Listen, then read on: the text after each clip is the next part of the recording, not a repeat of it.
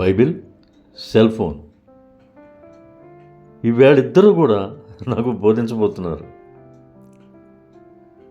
ఏం చెప్తారో చూద్దాం.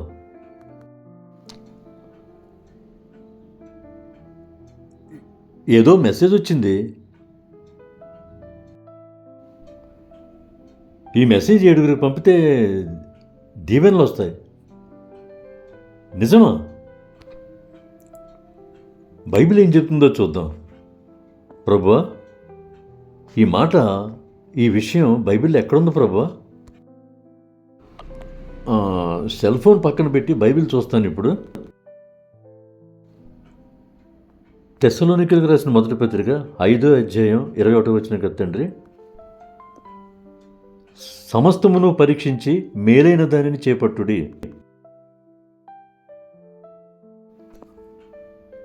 వాట్సాప్లో మెసేజ్ వచ్చింది. అది 7 పంపమన్నాడు. దీవెనలు వస్తాయన్నాడు.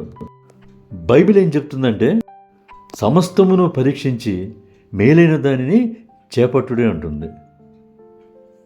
అంటే అన్నిటినీ పరీక్షించి అప్పుడు చేయమంటుంది. అప్పుడు ఫార్వర్డ్ చేయాలి. అది నిజమా కాదా అన్నది తెలుసుకోవాలి. ఏమండి, ప్రార్థన చేస్తున్నారా, మెసేజ్ ఫార్వర్డ్ చేస్తున్నారా? రెండూ కలిపి చేస్తున్నానే. నాన్న, ప్రతి మెసేజ్ని నమ్మకూడదు. అదే బైబిల్ కూడా చెప్తుందిగా.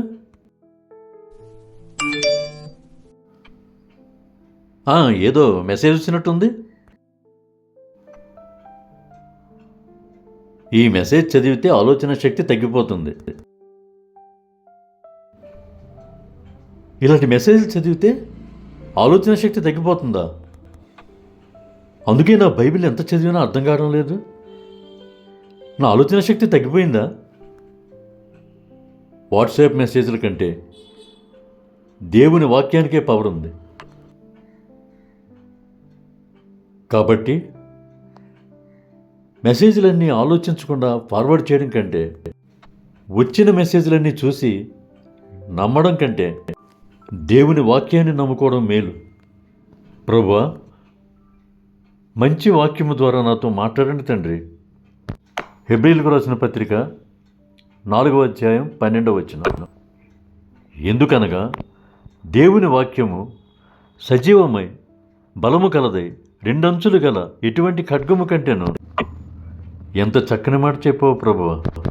దేవుని వాక్యము సజీవమైనది, బలమైనది. దేవా, నీకు స్తోత్రములు. నా కళ్ళు తెరిపించావు తండ్రి. వ్యర్థమైన వాటి యందు మనసుంచక